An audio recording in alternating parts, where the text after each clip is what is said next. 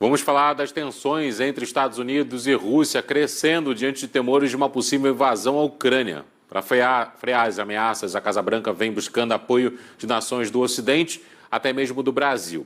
O secretário de Estado americano, Antony Blinken, pediu ao ministro das Relações Exteriores do Brasil, Carlos França, uma resposta forte e unida contra Moscou. Lembrando que o presidente Bolsonaro tem viagem marcada para o mês que vem para a Rússia. Então, para entender um pouco mais sobre esse imbróglio e o papel do Brasil nessa discussão, eu vou conversar com o professor de Relações Internacionais da SPM, professor Leonardo Trevisan, que gentilmente nos atende. Professor, é a primeira vez que nos encontramos esse ano, então, em primeiro lugar, um feliz 2022 para o senhor. Sempre um prazer conversar. É sempre uma aula, como eu gosto de dizer aqui, conversar com o senhor. Como vai? Como vai, Pablo? Muito obrigado.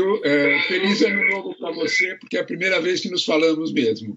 Feliz ano novo para todos nós. Obrigado. Vamos nessa. Vamos falar do Brasil, porque o Brasil tem um papel importante no Conselho de Segurança da ONU. Falei que o presidente Bolsonaro tem viagem marcada para a Rússia no mês que vem.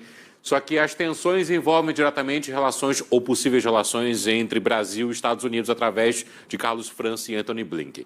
Em primeiro lugar, vamos explicar o que está acontecendo na Ucrânia nesse momento e qual o papel da Rússia e qual o papel dos Estados Unidos nessa discussão.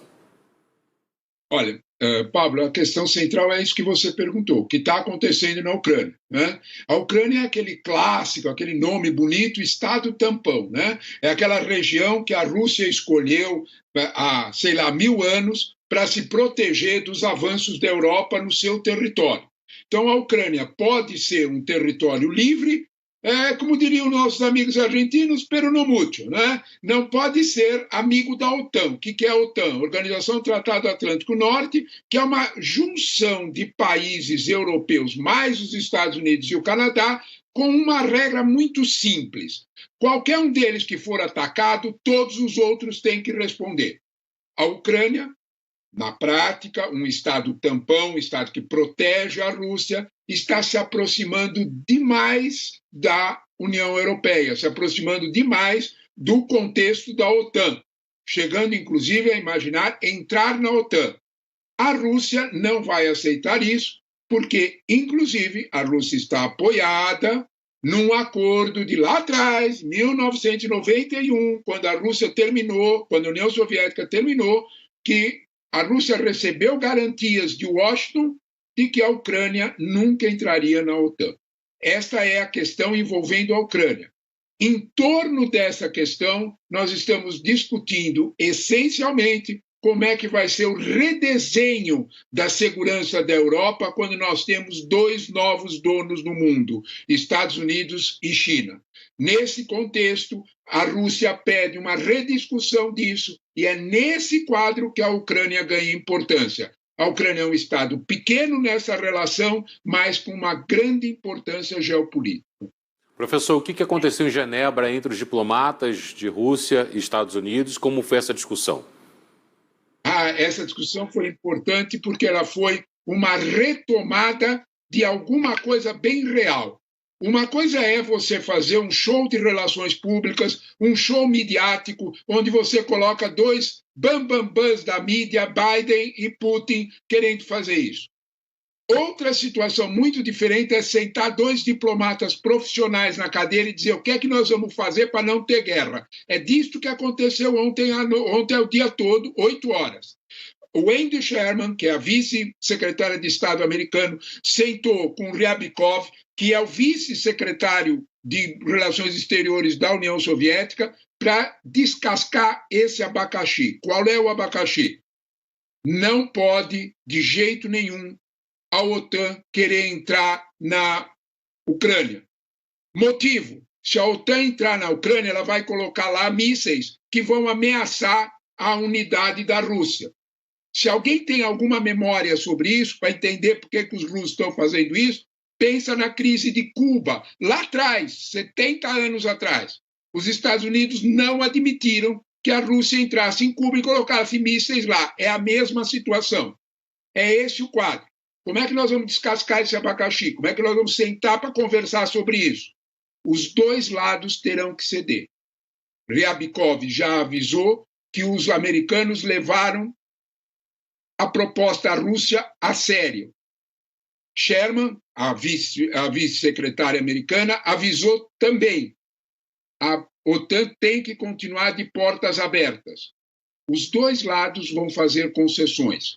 Amanhã nós temos uma reunião em Bruxelas e uma reunião definitiva em Viena, na quinta-feira, entre os dois blocões, tanto o acordo de tratado da segurança coletiva, que é uma espécie de OTAN dos russos, como o Conselho de Segurança Europeia, que é, de alguma forma, o acordo de nações europeias para enfrentar a Rússia. Nesse imbróglio todo, você vai me dizer o que é que sobra? Pessoas sentadas na cadeira preferindo conversar ao invés de deixar a guerra falar. Importante essa discussão, só que ele tem um apoio pedido por Antony Blinken, ao mesmo tempo que tem essa viagem marcada do presidente Bolsonaro à Rússia para estreitar laços com Vladimir Putin, esse senhor que aparece aí na imagem. Só que o Brasil também tem um outro papel importante, que é de mudança de rota do que vinha sendo dado nos 2 últimos anos, com o chanceler anterior. Como é que fica Carlos França nessa história toda, professor? Olha, a tua pergunta essencial é começar pela tua última frase, Pablo. O Brasil mudou e voltou a sentar na mesa de negociações internacionais, sendo levado a sério com uma diplomacia mais profissional e menos ideológica. É exatamente disto que está se tratando a conversa de Antony Blinken com o nosso chanceler Carlos França. Nessa conversa, Pablo, nós temos que levar em conta que há um fantasma, há um monstrinho atrás dessa conversa. A conversa não é bem sobre Brasil e as suas relações com a Rússia. A conversa é Brasil e o quanto vai estar do lado dos Estados Unidos na briga com a China. É disto que estamos falando. Os Estados Unidos sabem perfeitamente que a Rússia é hoje a aliada preferencial da China, aliada militar preferencial da China. Nós precisamos ter clareza, quando nós falamos desses países da Eurásia, que eles têm uma importância estratégica enorme para a China. Vamos pôr isso nas dimensões de números, para a gente poder entender do que nós estamos falando.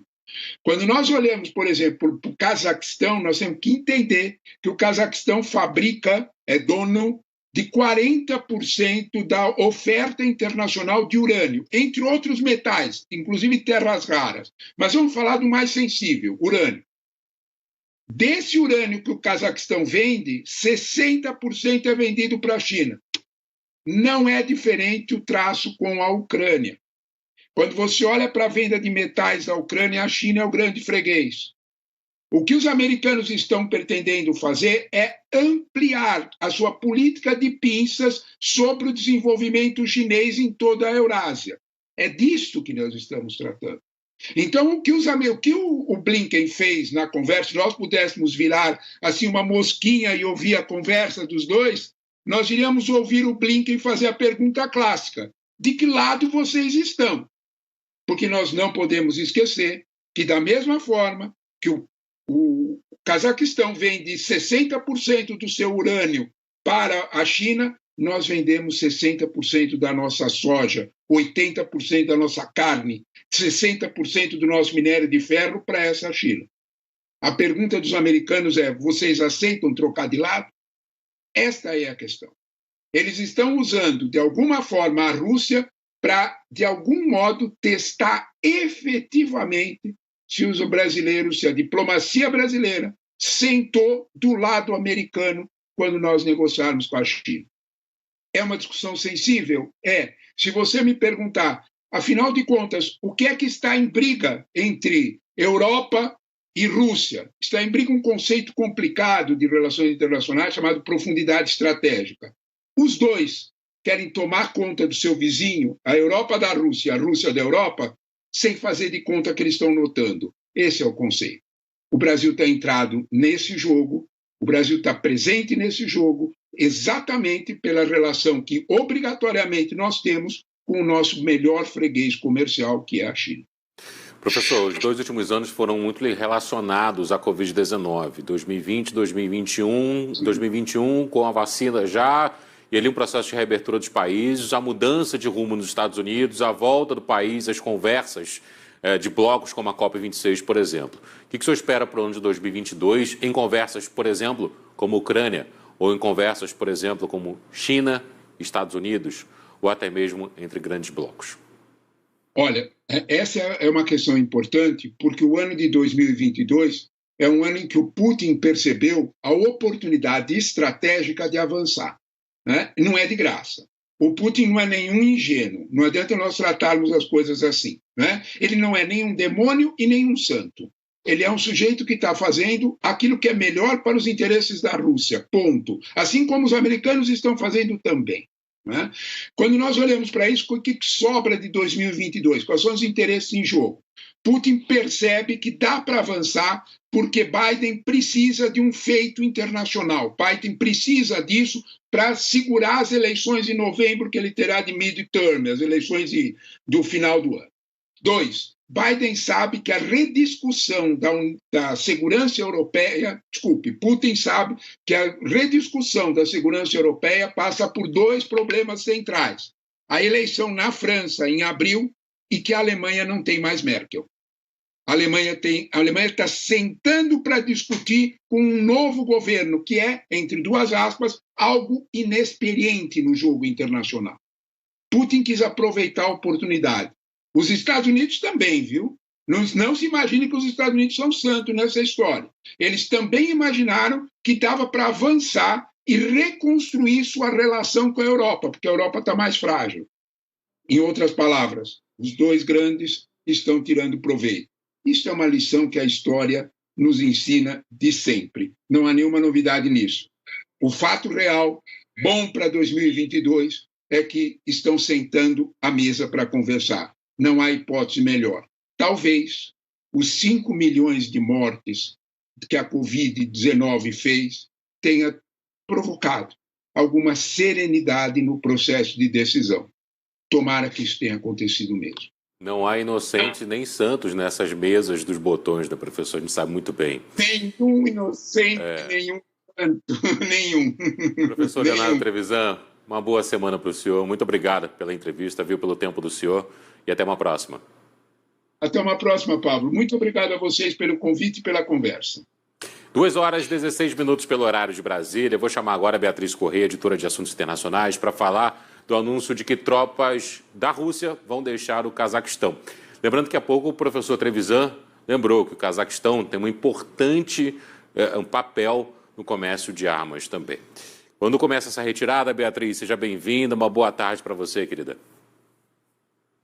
Boa tarde, Pablo. Essa retirada vai começar em 2 dias e deve ser concluída em 10 dias, segundo anunciou